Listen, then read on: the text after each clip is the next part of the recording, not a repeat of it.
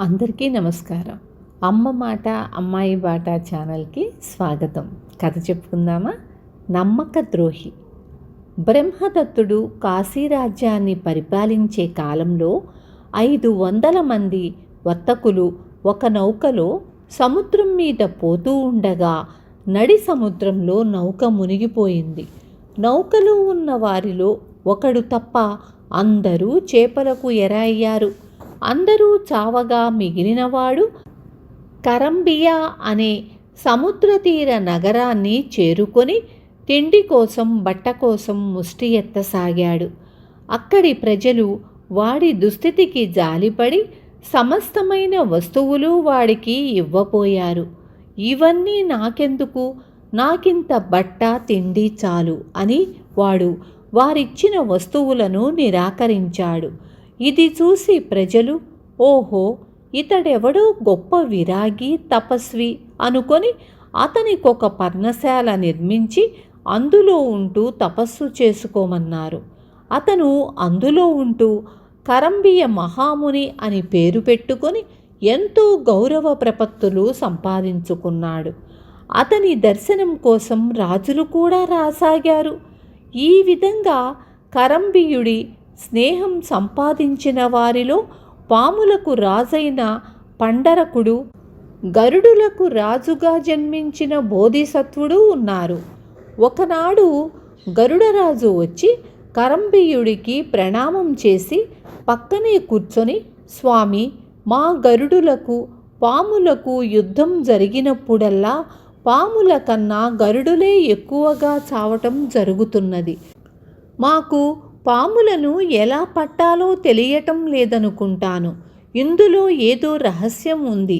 ఆ రహస్యం ఏమిటో మీరు పాముల నుంచి తెలుసుకొని నాకు చెప్పగలరా అని అడిగాడు. కరంబియుడు సరేనన్నాడు. గరుడరాజు వెళ్ళిపోయాడు. తరువాత సర్పరాజు తనను చూడటానికి వచ్చినప్పుడు కరంబియుడు ఆయనతో, రాజా, గరుడులు మిమ్మల్ని పట్టుకోగానే చచ్చిపోతాయట. దీనికి కారణం ఏమిటి? ఎలా పట్టుకుంటే మీ సర్పాలు లొంగిపోతాయి అని అడిగాడు.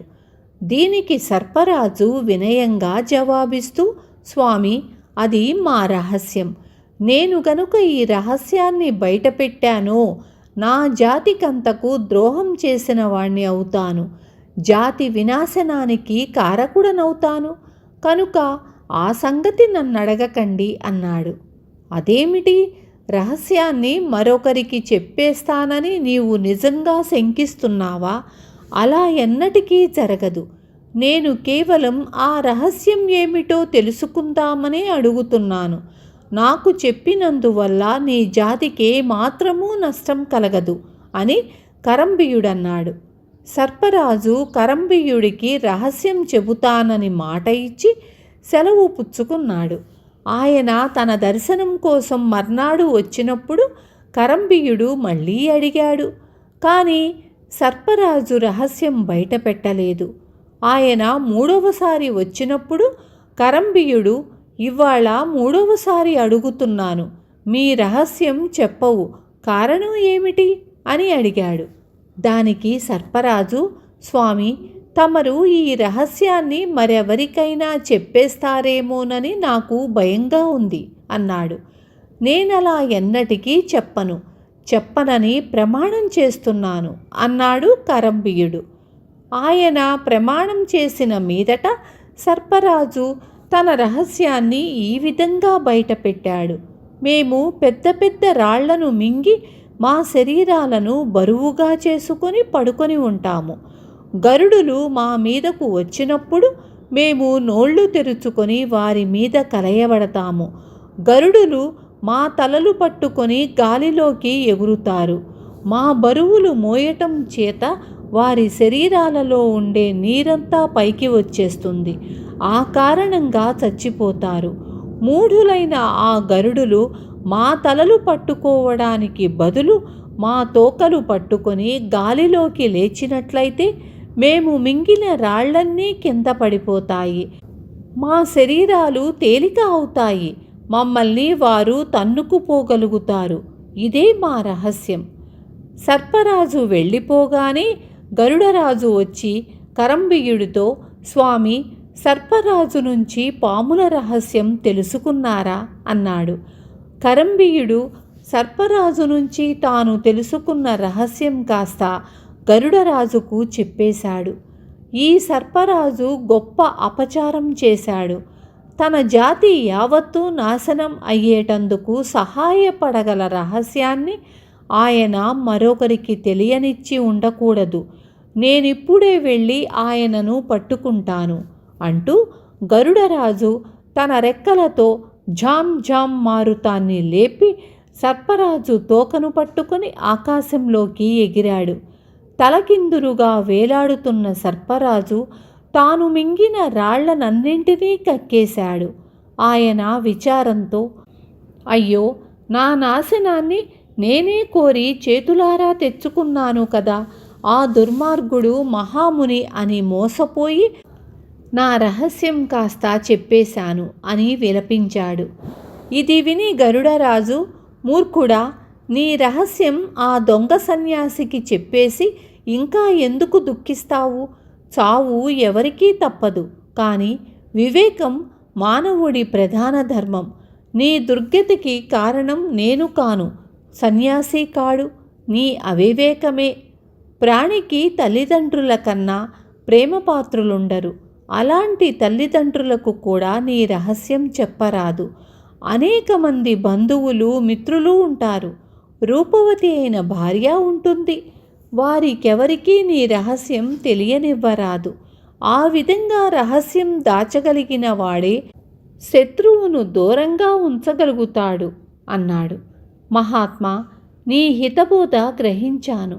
తల్లి తన బిడ్డపైన ఎలాంటి కరుణ చూపుతుందో నాపైన అలాంటి కరుణ చూపు అని సర్పరాజు గరుడరాజును ప్రార్థించాడు. కొడుకులలో 3 రకాలు: శిష్యులు, పెంచినవారు, గర్భవాసాన పుట్టినవారు. అందులో నీవు నాకు శిష్యుడవు కనుక కొడుకు అయ్యావు. అందుచేత నీ ప్రాణాన్ని కాపాడుతున్నాను అంటూ గరుడరాజు సర్పరాజును నేల మీదకు దించి వదిలిపెట్టాడు. సర్పరాజు నాగలోకానికి వెళ్ళాడు. గరుడరాజు తన లోకానికి వెళ్ళి గరుడులతో, సర్పరాజైన పండరకుణ్ణి మిత్రుడిగా చేసుకున్నాను, కానీ అతనికి నా పట్ల ఎలాంటి భావం ఉన్నదో పరీక్షించవలసి ఉంది అని చెప్పి నాగలోకానికి వెళ్ళి తన రెక్కలతో మళ్ళీ ఝాంఝాం మారుతం లేపాడు. వెంటనే సర్పరాజు రాళ్ళు, ఇసుక మింగి తోక కనపడకుండా చుట్టుకొని నేలపై పడుకొని నోరు తెరిచి బుసలు కొట్టసాగాడు. అప్పుడు గరుడరాజు, ఇదేమి సర్పరాజా, మనం సంధి స్నేహము చేసుకుంటిమి కదా, మళ్ళీ నన్ను చంపటానికి సిద్ధపడుతున్నావేమిటి అని అడిగాడు. దానికి సర్పరాజు, మిత్రమా, వివేకి అయిన వాడు ఎవరినీ నమ్మరాదు. అందులో నిన్నటి వరకు శత్రువుగా ఉండిన నిన్ను ఎలా నమ్మను అన్నాడు. గరుడరాజు నవ్వి, నా పాఠం నాకు బాగానే అప్పగించావు, పద, ఆ దొంగ సన్యాసిని చూసి వద్దాం అన్నాడు. ఇద్దరూ కలిసి కరంబియుడి వద్దకు పర్ణశాలకు వెళ్ళారు. సర్పరాజు కరంబియుణ్ణి చూసి, నిన్ను చూసి గొప్ప మునివనుకుని నా రహస్యం చెబితే దాన్ని గరుడరాజుకు చెప్పి ఎందుకు నమ్మకద్రోహం చేశావు అని అడిగాడు. నేను అజ్ఞానం చేత ఆ పని చెయ్యలేదు. మీరిద్దరూ నాకు మిత్రులే అయినప్పటికీ నాకు గరుడరాజు పైన అభిమానం జాస్తి. అందుచేత నీ రహస్యం గరుడరాజుకు చెప్పేశాను అన్నాడు కరంబియుడు. ఛీ నీచుడా, సర్వ సంఘాలను పరిత్యజించి కూడా పక్షపాత బుద్ధి, శత్రుమిత్రభావము పోని నీవు కూడా ఒక మునివేనా? లోకాన్ని ఈ విధంగా వంచిస్తున్నందుకు నీ శిరస్సు 7 చెక్కలుగాక అని సర్పరాజు కరంబియుణ్ణి శపించాడు. మరుక్షణమే కరంబియుడు శిరస్సు 7 చెక్కలయ్యింది. అతని కింద భూమి విచ్చుకుంది. అతను నేరుగా అవీచి నగరానికి దిగిపోయాడు. విన్నారు కదా, నమ్మక ద్రోహం ఎంత భయంకరమైందో. రేపు మళ్ళీ ఇంకొక మంచి కథతో మీ ముందుకు వస్తాను.